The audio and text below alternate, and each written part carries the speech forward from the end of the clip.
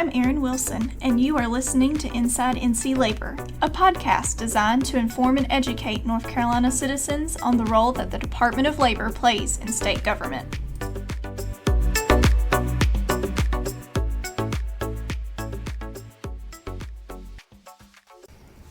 Welcome back to Inside NC Labor. My name is Meredith Watson. I'm a public information officer here at the North Carolina Department of Labor, and I'm here with my co-host. I'm Erin Wilson. I'm the Director of Communications. And today we're here with the OSH Advisory Council members. Welcome, everybody. Thank you. Thank you. So to start, can we get an introduction of the members that we have here, kind of your background and how you got here? My name is Debbie Rogers-Lowery. I am the owner of a small business, safety consulting. Although I say small business, it actually owns me. It's called Compliance Training Associates. This is my 32nd year. I have worked closely with the Department of Labor, several members of the staff for many years. Have a lot of clients that I help with safety consulting type things, written programs, safety training, inspections, things like that, and try to make sure they do the right thing so that they keep employees safe on a regular basis. And in the event that we do have something serious occur, I will be there with them to help them through an OSHA inspection that may follow an event. My name is Russell McCue. I am a risk supervisor with the City of Charlotte in Mecklenburg County. I previously worked as a health compliance officer with the North Carolina Department of Labor. They were kind enough to train me and cultivate my skills and send me out into the world. So that's what I do now. Hello, my name is Brian Polk with the North Carolina Department of Transportation. I found my way to the advisory board when I was with the Department of Environmental Quality, and we became one of the first public sector star sites for the state, and since moved on to the Department of Transportation. Hi, my name is Jessica Foster, and I am currently with DPR Construction. I'm a full-time safety manager, and I come from the field. I participated in the apprenticeship contest, and that's how I met Commissioner Berry. And then through the STAR program and all that participation and the STAR Awards, just really got involved a whole lot more into the program. And becoming a Special STAR team member, had the opportunity to fill the position once it came available.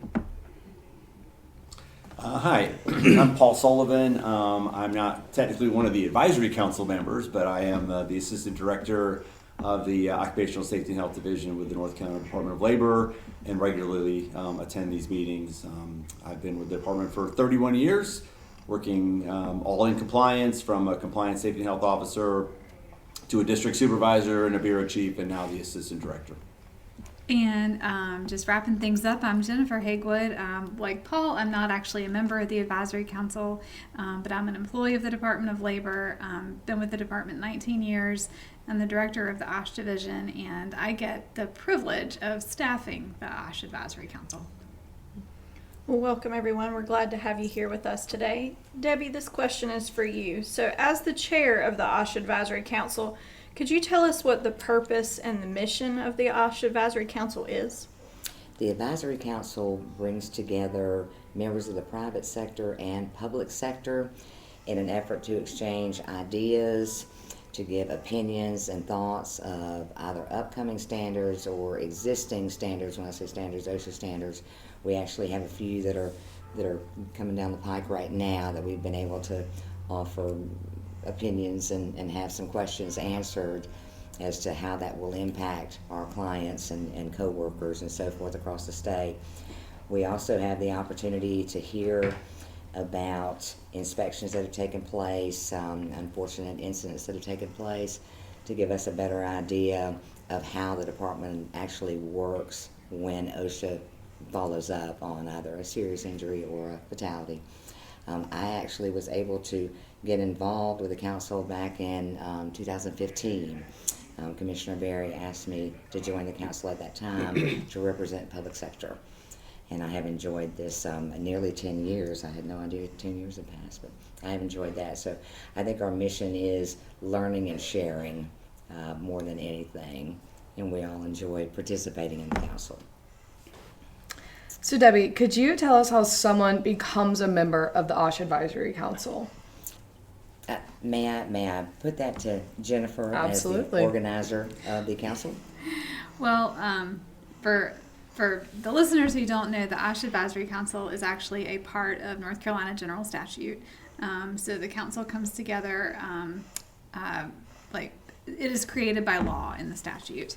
And the statute specifically lays out the number of members, who the membership comes from. And when I say that, I mean we have a third of the members that represent management, a third of the members that represent employees, and a third of the members that represent the general public sector, public at large. And one of those members has a specific focus on agriculture. And the way the statute is set up, it provides that the Commissioner of Labor makes all of the appointments to the OSH Advisory Council. Each council member serves a 4-year term with the exception of chair, who I believe serves a 2-year term, but thankfully Debbie has agreed to serve multiple terms. And so I would say if anyone is interested in serving a term on the Advisory Council, to contact the Commissioner's office, and when there's an available opening, that would be the best time to do that. Thank you, Jennifer. Okay, so could each of you tell us why you chose to serve on the OSH Advisory Council and what has been your favorite part about serving on the council? I think it offers a unique opportunity to provide feedback and offer a different perspective. I know as an OSHA compliance officer for 13 years, sometimes you get boxed in and you see things a certain way, and it's always good to evaluate other perspectives to make sure that you are actually handling everything from all angles that you should be. So the reason that I wanted to participate was to be part of the process, to see the unique perspectives that are coming, the new legislative updates, offer feedback. Whenever we are dealing with things on the public sector side, we see things from an employee perspective and the challenges that they go through. So many times we can offer some of those perspectives to OSHA. And representing the public sector, particularly the state government, as an employee of the state government, my interest in the advisory council has pretty much been twofold. One is how the safety is administered throughout the state. Between different agencies. How are we achieving OSHA compliance between the different agencies? And additionally, the commissioners of labor have gained such an incredible, talented group of folks. Then it's really nice to have that network opportunity with people that know exactly how the standard is to be interpreted, so it's applied to our different agencies appropriately.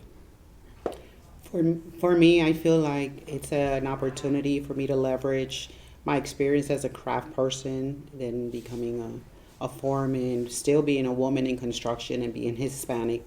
I feel that I can sit here and articulate some of the needs and some of the experience that I see every day. And then also I get to leverage the conversations that I had from rulemakings, from different things that we discuss here, and how that can transfer into the projects that I help run. So it's an honor to be able to represent from where I came from, and I feel that I represent a lot of people that have an invested thought process into what goes on for their state and how we continue to make changes to make sure that people make it home safely every day. I get to learn and then take it back to the job site, and I've lived it, right? So I feel like I'm giving back, and it's an honor to serve. So to wrap it up, what do each of you hope as a member of the council to accomplish during your time on the council? I would say learning. The more that we can learn, whether it's a new regulation or a new form of training or a new process, procedure, and so forth, It's learning all the time. It's learning new things that come along. I think that's a big piece of it. The OSHA staff that participates brings so much knowledge from all different directions that you learn a lot from everyone, whether it be the agriculture side or whether it be the workplace side, general industry side, public sector side. You just learn so much. So I always feel like on the way home, I'm still thinking about all the things that we talked about and what we learned in the time that we're here. So I've enjoyed that a lot. And I think one of the biggest things for me is breaking down some of the barriers to participation that a lot of supervisors, managers, leaders have whenever you talk about OSHA. There's this stigma. They're only going to come and hurt, and they're only going to come and inflict pain upon your business. So that is one of the things that has been a real challenge dealing with the public sector, is just creating these environments to where with the City of Charlotte and Mecklenburg County, we have started to promote a lot of the volunteer programs that OSHA has, like Carolina Star, Sharps, and things of that nature. Whereas before, it was a hard sell. They always thought this is an organization that's only going to come out and create problems for us, cost us money, and those types of things. And of course, the background that I had, I recognized that was not what the goal and the outlook for OSHA really is. So anytime that you can have your organization participate in a lot of these volunteer programs, you're going to get a lot of benefits out of the programs that North Carolina OSHA offers, because they have a lot of things available to you. It's not just the hammer. They have a lot of these training opportunities and cooperative efforts, whether it's alliances and other relationships that they've cultivated along the way that Debbie has talked about. So it's just a great opportunity to get a lot more information out and actually promote a safer work environment for any of the employees, especially in the public sector. Having been a member of the advisory committee for several years now, every time at the end of the meeting, we go back home, I can always have a little bit better understanding and insight into how the Department of Labor operates and what their focus is, and always have that understanding of the technical side of the OSHA standard appliance and how it's actually enforced and administered. And it's always nice to have those contacts to be able to ask those technical questions that provide so much of a resource in administering the safety programs to state agencies. What I hope to get out of it is what I've already been attributed to, was building great connections, was having a seat at the table where my opinions are heard. And when I get to sit here, I'm sitting here as an individual for many people I feel that I represent. It's great, just like Brian and some of the other members were saying, it's about the takeaways, right? The learning, how do we make a difference? Because we understand that there's a lot of people in the state of North Carolina that are going to be affected by many of the things that happen in our state. So it's very important that we get to represent each of those sectors so that people feel that, it's attainable. We can make change. We can have our visions outlined and have people that back them. And so how do we do that? By sitting here and representing all these different people and sectors throughout. So that's what I continue to get out of it. I just feel that the representation is a value, and it's important for all of us to be heard. I really like what everyone had to say, and Jessica, what you said about you all represent a lot of people. That resonates because there are only 4 people on the council that represent employees. There's only a handful that represent the management side. There's only a handful that represent the public sector. So I love to have council members that are really engaged and will be a voice for the groups of people that they represent. And I think we've had a really good council for a long time. And I think what I love and what I would like to see, even more as we go forward are council members who, are really engaged. And this has been a great group for that. And, bring issues to us to take back to the commissioner that we can work through. And because sometimes we get a little bit insulated in the department, and this is our opportunity to hear from the people who are affected by what we do. From an OSH compliance perspective, what I love to get is the feedback. Folks are used to us doing what I call the reactive inspections, the fatality inspections and the complaints and accidents and things like that. A huge chunk of what we do are proactive inspections. They are looking at different emphasis programs, whether it's construction or amputations or warehousing. And about 55% of our inspections this year were proactive inspections, but we're not always sure we're hitting the right places. And having a council that is full of safety health professionals from different areas, different walks of life, representing management, employees, public sector, private sector, all those different things allows us to get that feedback to kind of present what we do. We're always very proud of what we do at the Department of Labor, and I love to share that, but I'm always open to the feedback. And having a group like the Advisory Council that has just an incredible amount of expertise can give us feedback on what we may have missed, or an area that we still need to focus on, or things like that, which is why I love coming to these meetings, just to get all the information I can. Well, we really appreciate that all of you take your time to be a part of this council. I know Jennifer and Paul appreciate it too, and the people that you represent. So thank you all for being on our podcast today. Thank you. Thank you very much.